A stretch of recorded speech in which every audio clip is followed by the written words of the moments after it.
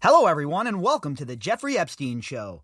I'm your host, Bobbycapucci, and this is Daily Drop number 377. As we've explored the FinCEN files, one thing that has popped up was the anti-money laundering legislation that had bipartisan support within Congress. Well, that bill has passed. And it has passed in a veto-proof manner, meaning that Trump cannot veto this bill like he said he wants to over Section 230. So this is pretty significant that this anti-money laundering bill has been pushed through. And it's not one of those bills, mind you, that has been forced upon us by one party with the other party completely against it. This is one of those rare times that it's a bipartisan effort. Everybody understands that money laundering is a huge problem, and the people that are really engaging in this money laundering are the richest amongst us as it is. So it really just comes down to greed. It really just comes down to fattening the old pocketbook once again on the backs of the working poor. And I want to stress, when I say the working class poor, I don't mean it like, some socialist organizer would mean it, right? I'm not talking about the working poor as a way to use, to be a classist. When I say working poor, I mean all of us for the most part. If you're not part of this so-called elite group, if you're not one of these people, then you're not part of their crew, and you're considered the working class poor to them. You're considered a worker ant. Your life means nothing. And the lifeblood of their operations is obviously this laundered, dark money.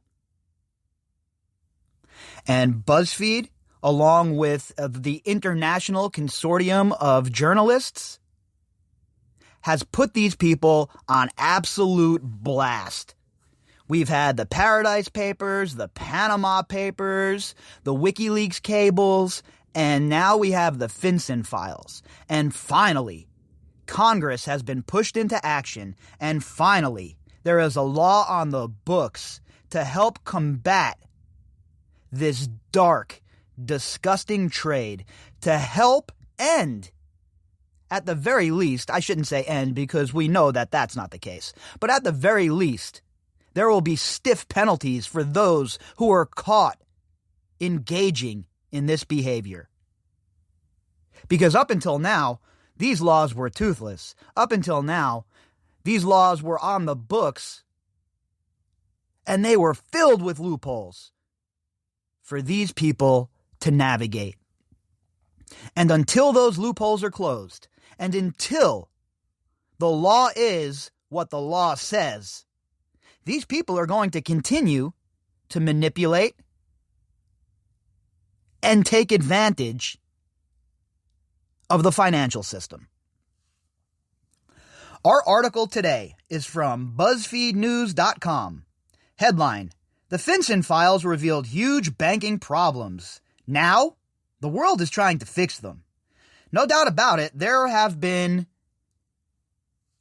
signs have been on the wall, right? The writing has been on the wall, I guess I should say, for a very long time, that the financial sector was not only broken, but it was utterly corrupt. You would think after the financial collapse that the world would have been hip to the fact that these banksters are nothing but criminals and thieves.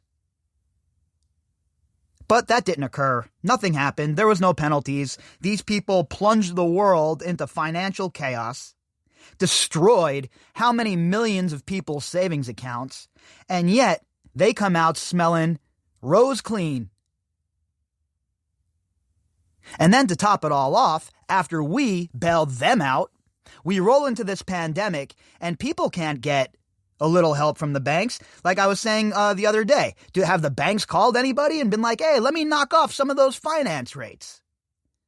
Hey, you know what? Why don't you defer 3 or 4 months of your payment? As if that hurts them anyway, a deferred payment. They're still going to get it on the back end. But no, none of that nonsense. When they needed the bailout, though, oh, forget it. TARP, this, that, the other thing. It's all good. Remember, they were too big to fail, folks. And you, remember, according to all of these people, you're not essential. So keep that in mind, okay? Keep that filed in the back of your mind, someplace close for you to grab onto.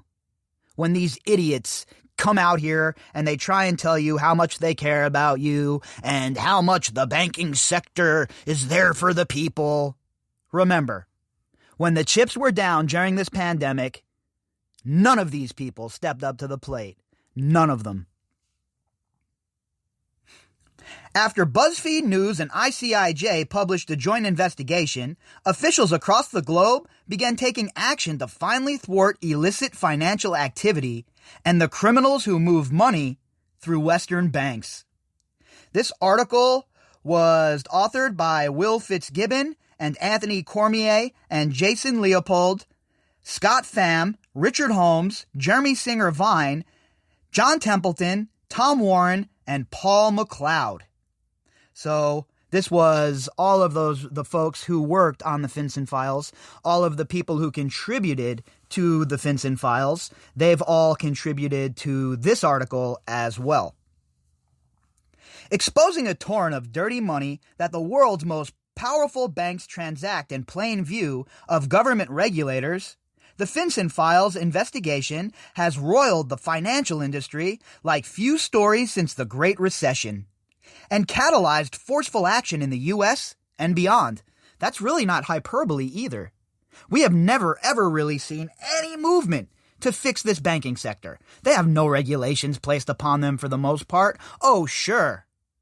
The institution is penalized, the institution is fined, but the people at the top of these institutions, they never have to pay a price, do they? They never, ever go to jail. Oh, you $150 million fine you have to pay. Yeah, right. What is that? A couple of swaps in a week for these people? So, again, up until now, our laws really didn't have any teeth. When you have a world where someone like Martha Stewart is going to prison for insider trading, but scumbags like Jess Staley, Leon Black, and Glenn Dubin are still trotting around, hanging out at their cool art galas, you know we have a severe problem on our hands. And this is one step. A small step, mind you. We have a long way to go, right? But this is a small step in starting to hold these people accountable. In the weeks after BuzzFeed News, the international consortium of investigative journalists and 108 newsrooms around the world began publishing stories based on a cache of secret records, UK lawmakers launched a formal inquiry into Britain's oversight of banks. Members of the European Parliament advocated for a stronger response across the continent, and investigations were opened in countries ranging from Thailand to Liberia. Wow, Liberia? How in the hell would that investigation work? Liberia isn't shall we say, the most functioning government in the world, and I wonder how that kind of investigation would work. I don't want to talk trash, really, but look, let's be real. These countries, places like Liberia and Thailand, the corruption is at an enormous rate for these bureaucrats. Oh, it's sky high in America, too. Don't get it twisted. You know my saying. Don't worry about your neighbor's lawn until you clean up your own. But at the end of the day, I wonder how an investigation in Liberia would work. That kind of shit interests me. I guess I'm going to have to do a little bit more research into Liberia and the investigation they have going on into money laundering, because it's a fascinating topic. Significantly, the FinCEN files provided a final push in Washington, D.C. for passage of a momentous new law taking aim at one of the most effective money laundering tools cited in the stories: anonymous shell companies. There's such a huge, gigantic problem, right? These shell companies that are used to protect these people. They're used to hide the way this money is moved. And then in turn, they don't have to pay taxes on it. They don't have to account for it. And then they're able to use this dark money to engage in whatever effing criminal activity that they're involved with. And from what we have found out and what we have seen thus far, looking into this stuff, seems like all of these people, for the most part, are engaging in, at the very least, shady money deals. The legislation, passed last week with overwhelming bipartisan support, requires many of these secretive American companies to disclose who owns them and who profits from them.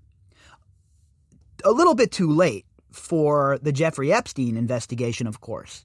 But moving forward, this could provide another tool in the toolbox for the authorities to stop somebody like Epstein before he even gets started, before he's even able to gain a foothold and get an operation like this moving in such a seamless way that Jeffrey Epstein had it going.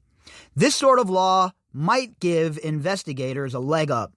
And that's what we have to do, right? We have to have enough tools in the toolbox to stop these kind of people, the so-called elite, so-called members of polite society, from manipulating the laws, from manipulating the system, enriching themselves on the backs of the rest of us, and then turning around and using the very money that they stole from us to facilitate their crimes like human trafficking. Hopefully, this will be the beginning of putting an end to all of that shit with these people.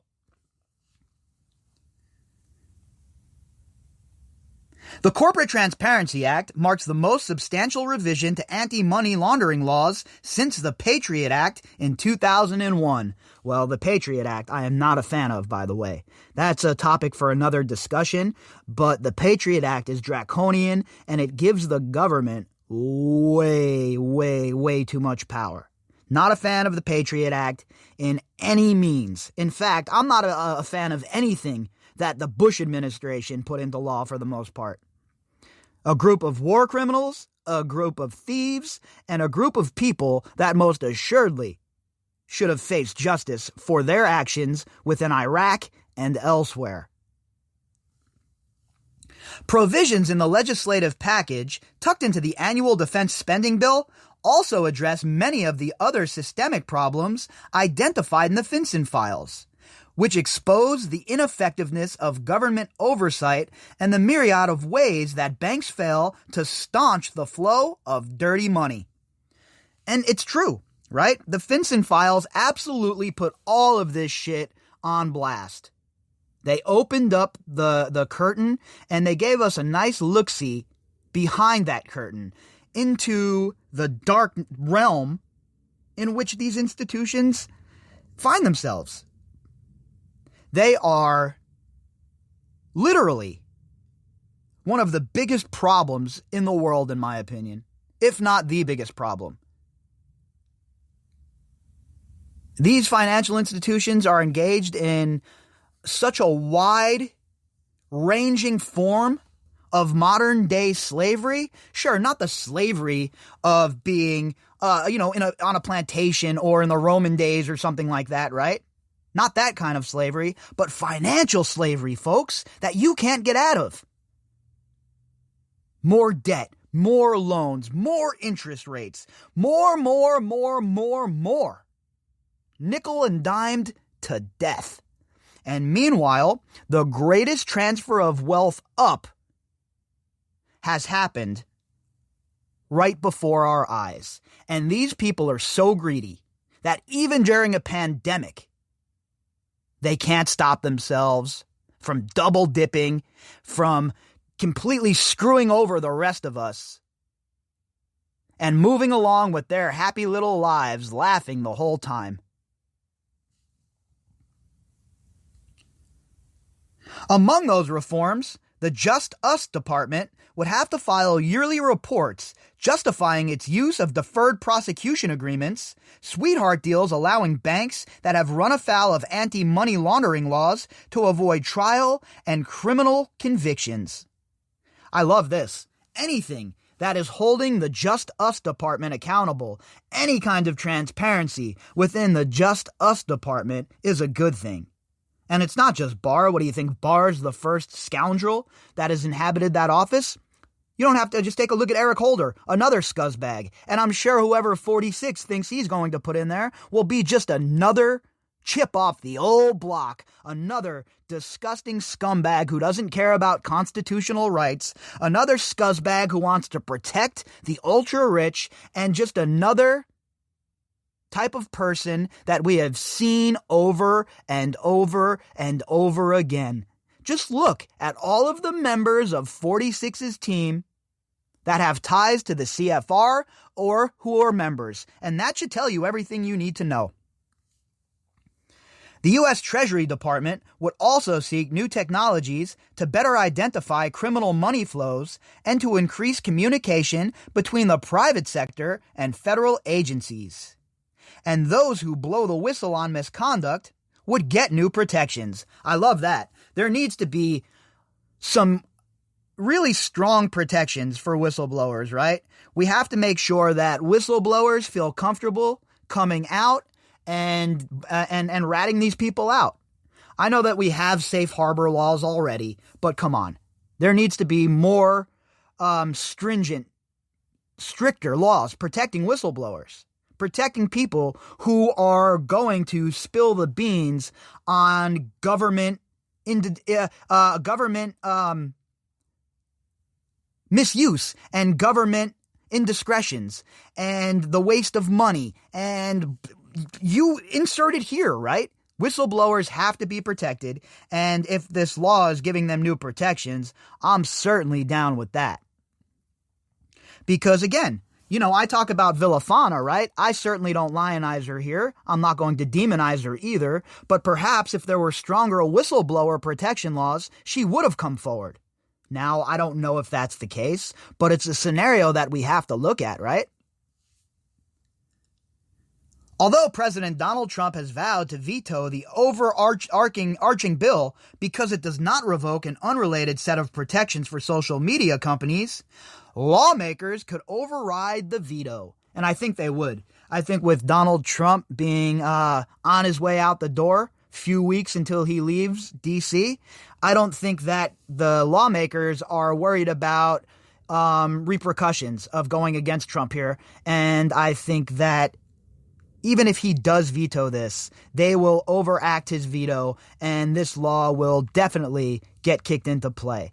And it should, right? Again, I'm not somebody who is big on over-regulating. I think it slows things down for most sectors. But the financial sector has proven that they can't follow the rules. They have proven, like a badass teenage kid, that you set guidelines for them, and there might be rules in place, but they're going to do whatever they want to do anyway. So now there has to be harsher penalties. Now you have to go to military school, you badass little kid.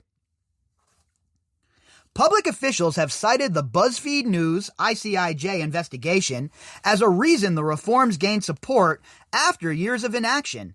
And I agree. Nobody was really talking about this stuff for the most part. This stuff was all swept under the rug. And I said that was a big mistake from the get-go. All of that nonsensical Russia BS, folks, that stuff was just political theater. I know a lot of people don't want to believe it because of their cognitive dissonance, but that's okay. It was political theater. If Congress was serious about going after Trump, they would have been going after his financial ties, and they would have put all of that focus on his financial ties. But they didn't. They were way too busy screwing around. And now, with the BuzzFeed articles and the ICIJ coming out with the FinCEN files, it shows you that would have been the proper strategy. But they screwed the pooch. Once again, Congress screwed it up. The BuzzFeed story makes clear we need to strengthen, reform, and update our nation's anti-money laundering laws, said Senator Sherrod Brown, the top Democrat on the Senate Banking Committee. This action is long overdue. 100% agree with Senator Sherrod Brown. Long overdue. And now remember, we're headed to a runoff in Georgia. So if the Democrats can win both of those seats, they'll have the House, they'll have the Senate, and they'll have the presidency. So there certainly will be no excuses from them, right? If they will have the ability to really change things this time around. Let's see if they do it. Senator Ron Wyden, the ranking Democrat on the Senate Committee on Finance, also referred to the FinCEN files on the day the legislation passed, saying, investigative reporting has shined the light on money laundering, and sustained public interest certainly helped get these provisions across the finish line. And that's you folks out there. All of you who are pissed off about this, all of you who came here in the beginning because of Jeffrey Epstein, but who have now seen how deep this goes, how high and how disgusting the rot is, you all understand the stakes. Maybe we're the only ones who understand the stakes at this point, folks, and I don't mean that in a hyperbolic fashion. Everyone is so busy, caught up in the political battles right now, the political lines that have been drawn, that the focus has been taken off of our real enemies, and that's these people, the financial sector, the people that are really pulling the strings, the puppeteers. But they're not getting off here on this podcast. And we, the Jeffrey Epstein podcast show family, well, you know that these dudes aren't getting a pass from us. And we're going to be all over this, and we're going to be pushing our elected officials, I would hope, into even more stringent laws, more regulation on the financial sector. That's what needs to occur. That's the only thing that is going to work. We can't let these people run around without regulation anymore, unchecked. Look at where it has gotten us. Wyden supported the reforms, but voted against the broader legislation for reasons unrelated to financial regulation. To pursue the FinCEN files investigation, reporters on 6 continents sifted through a vast disclosure of suspicious activity reports, or SARS, from the U.S. Treasury Department's Financial Crimes Enforcement Network. The person who leaked these, by the way, is facing some serious jail time. So we're going to talk a little bit more about her in the next couple of days, because what she did was really brave, and I really wish that she'd get some more publicity, right? She's facing some serious time in jail, and I hope that they'd go lenient on her, because while it is a crime to leak this kind of stuff, I think that it harkens back to what I was saying about the whistleblower laws.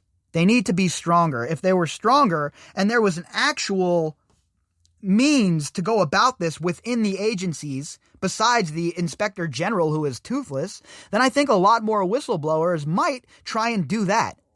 But people feel like they have nowhere to turn, nowhere to go. When all of their bosses are engaging in this, everyone is involved in trying to hide the truth. What do?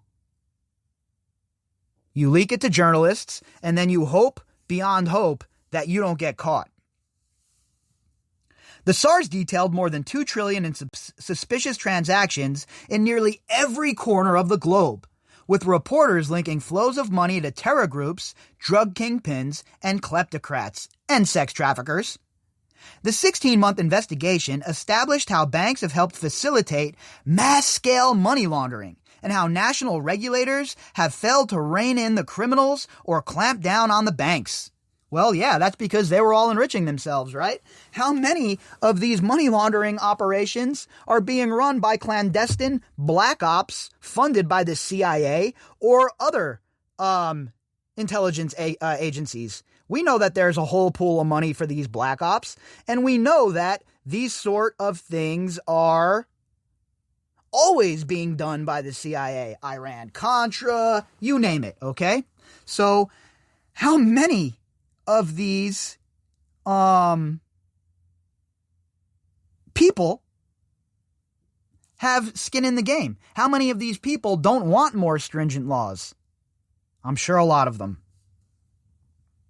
Weeks before publication, journalists working on the FinCEN files informed government leaders of their findings and requested comment. Officials in the UK and the US announced they would be changing anti-money laundering rules. The exact rules that the FinCEN file showed were broken and ineffective. And it goes to show you as well, folks, that good, solid reporting by investigative journalists can move the needle, especially when it's not focused on political hit pieces or filling confirmation biases. This was a scorched earth investigation that looked into any and everybody. Political affiliation be damned. And that's how good investigative journalism should be conducted. Follow the evidence.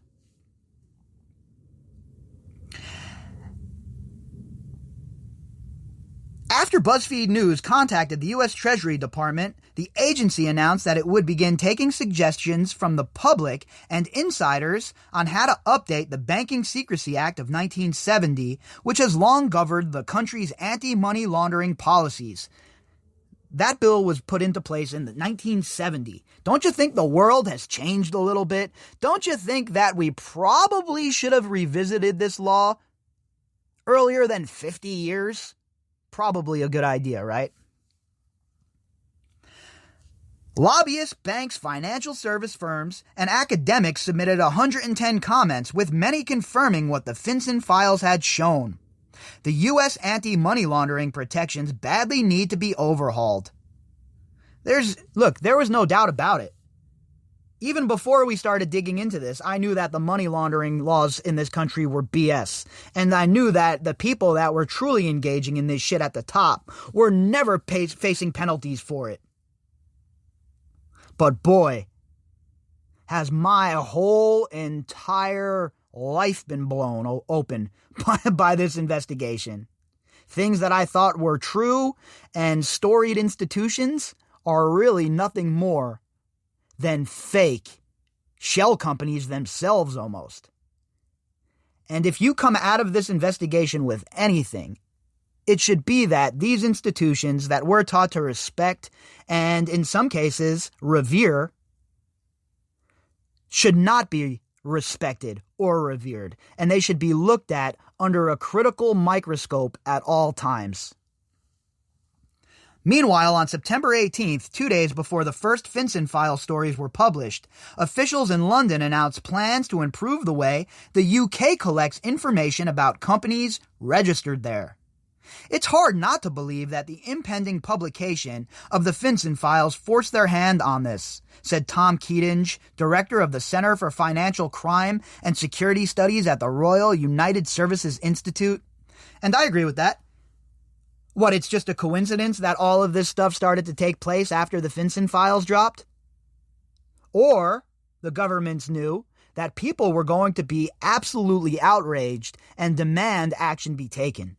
And that's what we're seeing. I can't tell you how many people have sent me messages who had no idea about this kind of shit.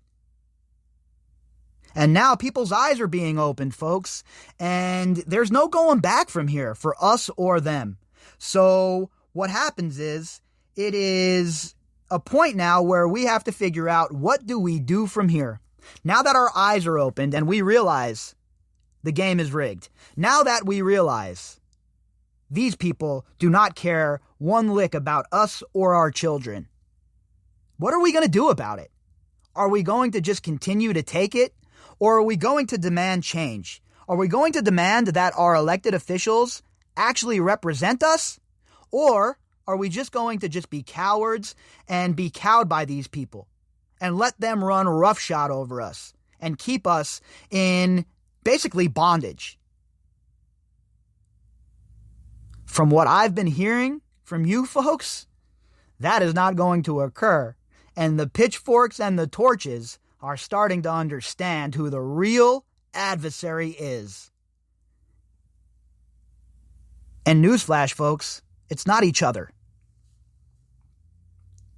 Speaking in the European Parliament, politicians called for uniform regulations and stronger supervision in the form of a new oversight agency or greater powers for the existing body, the European Banking Authority.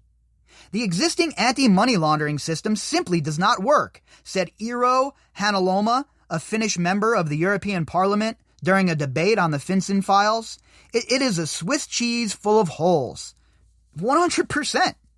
And don't think Europe doesn't have the same problems as America. It 100% does. We know that there are a bunch of tax havens in Europe as well.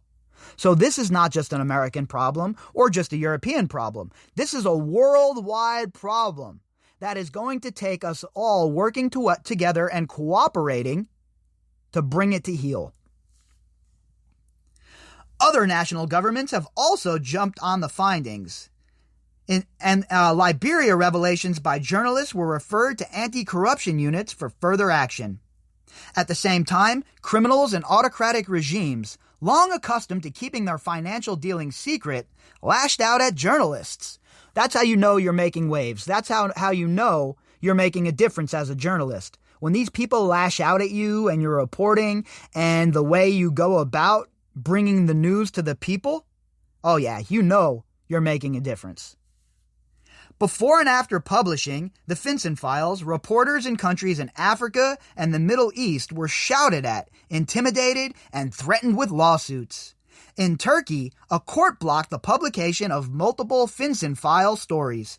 Turkey, that's another place where I can get into for hours about how corrupt and how disgusting the government is. Erdogan should be ashamed, and they should be ejected from NATO ASAP. At the same time, the FinCEN files have proven to be a powerful tool in the international fight for transparency and accountability.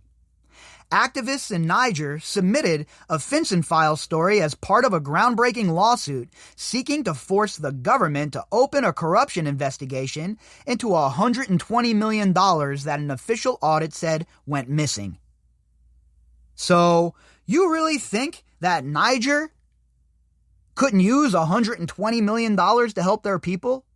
Pretty sure that they could, but yet some kleptocrat probably pocketed that money, stashed it overseas, and is now swimming around in it like Scrooge McDuck while the people of Niger are looking for their next meal. In Thailand, regulators are probing 4 domestic banks whose transactions were highlighted by an analysis for the series. And Belgian banks proposed the creation of a platform to exchange information about suspicious transactions. And American banks supported the legislation targeting shell companies. So it seems like everyone pretty much around the world is on board with this. Everybody is starting to realize that money laundering is a huge vehicle for all of these corrupt criminal enterprises. The real problem is, though, a lot of these politicians who are acting like they're for this and they want to get this under heel are getting a lot of money from these people. So I'm very, very interested to see how this all plays out. The lobbying arm of the banking industry, by contrast, has attempted to downplay the investigation's findings. The Bank Policy Institute issued a statement supported by ads on social media attempting to throw cold water on the significance of the FinCEN files. Of course they did. It's affecting their bottom line. People are taking a look at them and their lips are curling in disgust now. So of course, the public relations mending campaign is in overdrive. Ads, this, that, the other thing. The banking industry loves you. They care about you. Now pay your 25% finance fee on your shitty credit card because you're already poor. The Institute disputed a central finding that banks sometimes continue to process transactions for customers who had been repeatedly flagged for suspicious behavior. The lobbying group said that the government frequently tells the banks to keep those accounts open so law enforcement agents can monitor them. Oh yeah, I'm sure. I am sure that's what's occurring on a regular basis. Does it happen every now and then during an investigation? Yeah, of course it does. The government's smarmy and shitty like that, no doubt about it. I've said it a million times. The biggest organized crime group in the world is the United States government. 100% without a doubt. So are they above keeping some of these accounts open so that they can creep? Of course not. But to use that as a life preserver for the banking industry, that's BS. Among the documents in the FinCEN files, however, BuzzFeed News could find only 2 mentions of any such instruction. The lobbying group, who has also argued that a large portion of SARs have nothing to do with illegal activity. Citing survey information from 14 banks, the group said, "Our data indicate that about 4% of SARs result in any follow-up from law enforcement. A tiny subset of these results in any arrest and ultimately a conviction." Well, that seems to be a problem with the law enforcement, right? The law enforcement doesn't take it seriously enough. So, everybody needs to get together, law enforcement as well as these institutions, and these SARs need to be taken more seriously. There needs to be like some sort of level to it, right?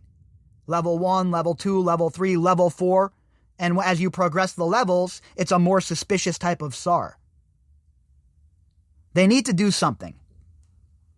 The group also said, ultimately, this means that 90 to 95% of the individuals that banks report on were likely innocent. No, it doesn't.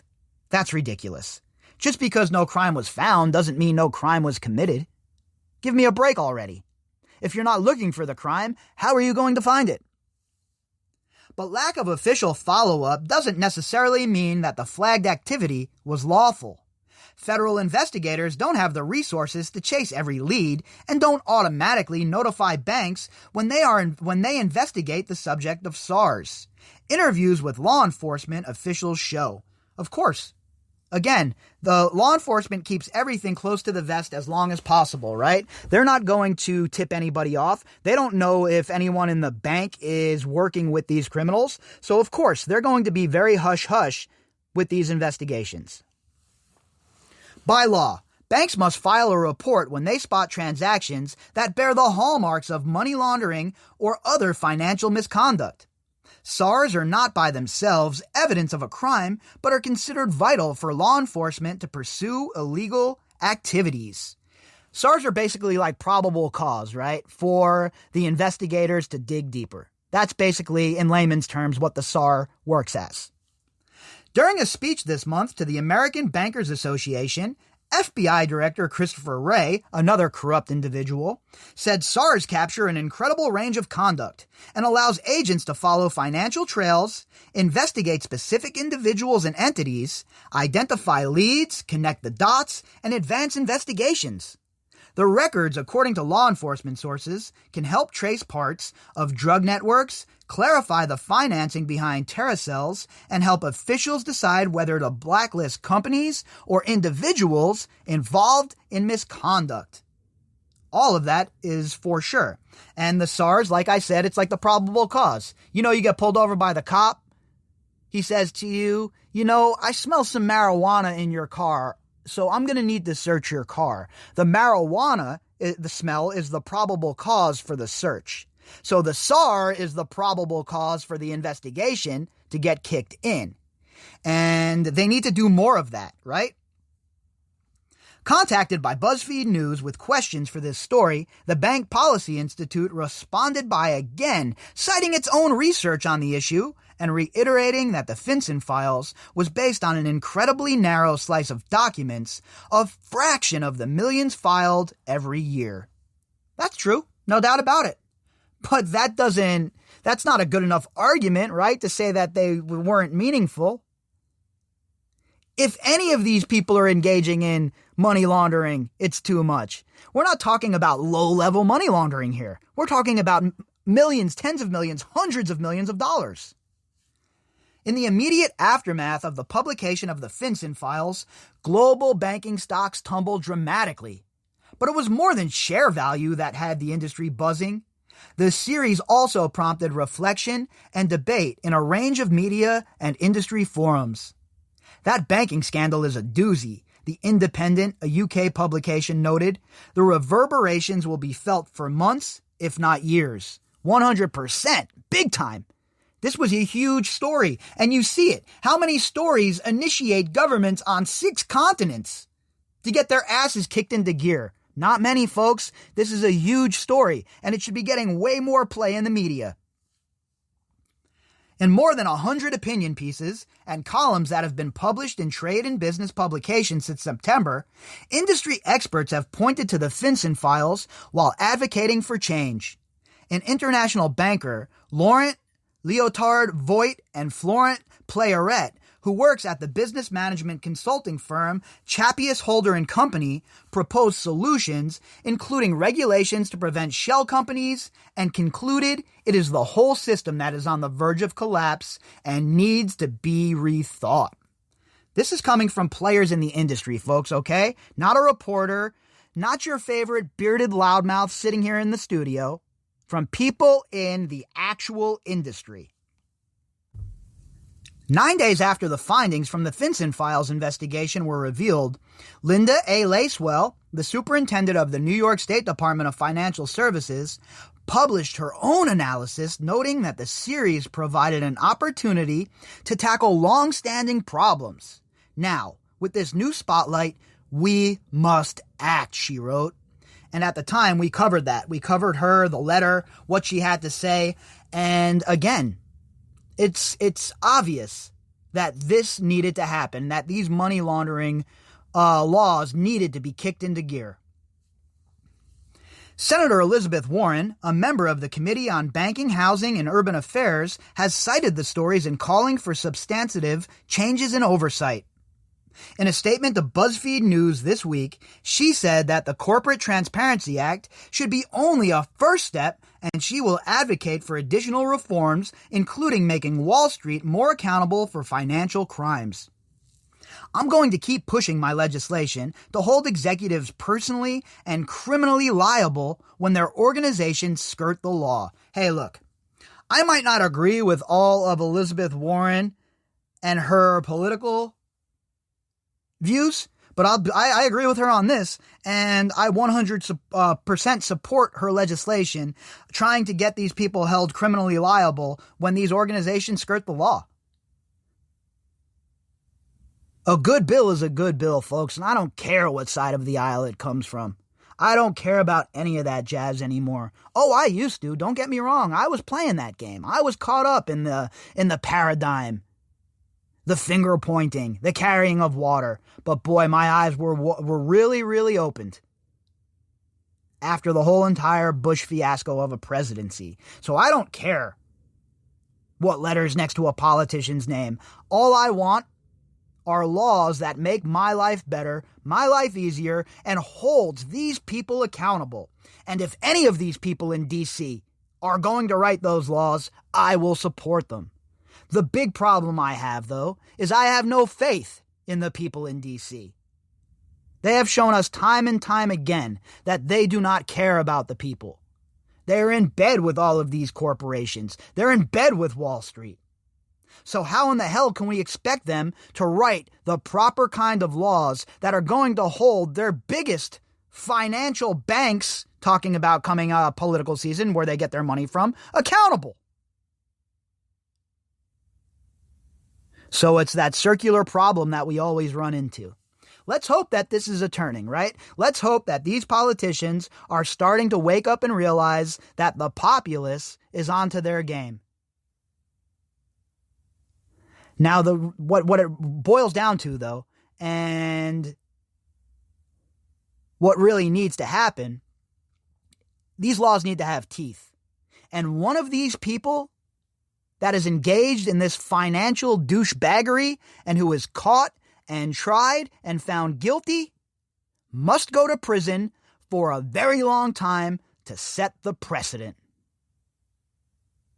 If you'd like to contact me, you can do that at Bobbycapucci@protonmail.com. That's BOBBYCAPUCCI@protonmail.com. You can also find me on Twitter at BOBBY_CAPUCCI.